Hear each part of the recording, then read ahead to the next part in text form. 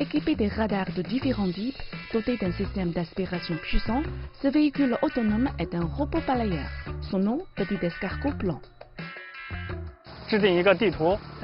On peut définir un parcours selon les besoins et le véhicule nettoiera selon le plan. Il est très performant, cela économise beaucoup de ressources humaines. D'ailleurs, l'opération est très simple, il suffit de se connecter sur le portable, de cliquer et c'est parti. Ce robot balayeur a déjà été mis en service dans plusieurs villes en Chine, dans les parcs ou les pôles technologiques.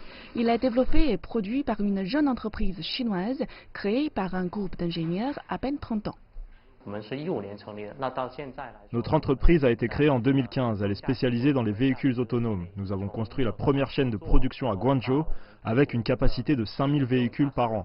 Les principaux produits sont des véhicules balayeurs autonomes, des véhicules livreurs sans pilote et les véhicules de passagers. Cette année, les petits escargots blancs ont participé au combat contre le Covid-19. Ils ont travaillé dans les hôpitaux afin de ne pas exposer le personnel, notamment dans l'hôpital Huoshenshan à Wuhan. Au début de la pandémie, nous avons voulu faire quelque chose et apporter notre soutien au personnel médical, même si nous ne sommes qu'une petite entreprise. Nous avons donc ajouté une fonction de désinfection à l'escargot en très peu de temps.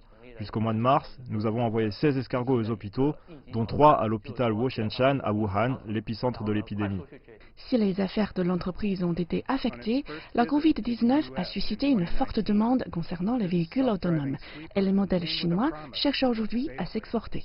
Le volume d'affaires de notre entreprise reste stable. D'un côté, des clients ont supprimé leurs commandes parce qu'ils doivent ajuster leur budget, mais de l'autre, nous avons reçu plus de commandes des hôpitaux et de l'étranger. Nous avons dû subir un confinement. Les besoins sont donc plus élevés en matière d'économie autonome en Chine comme à l'étranger, comme pour la livraison ou le nettoyage par exemple.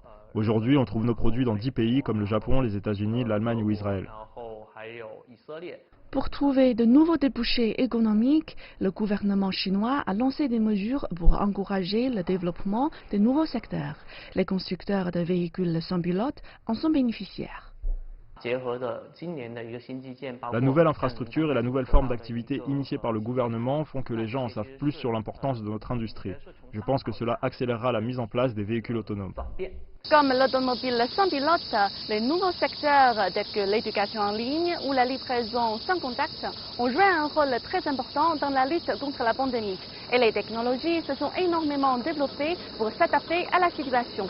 Ces nouvelles formes d'activité ouvrent de nouveaux horizons pour l'économie chinoise dans l'ère post-épidémique.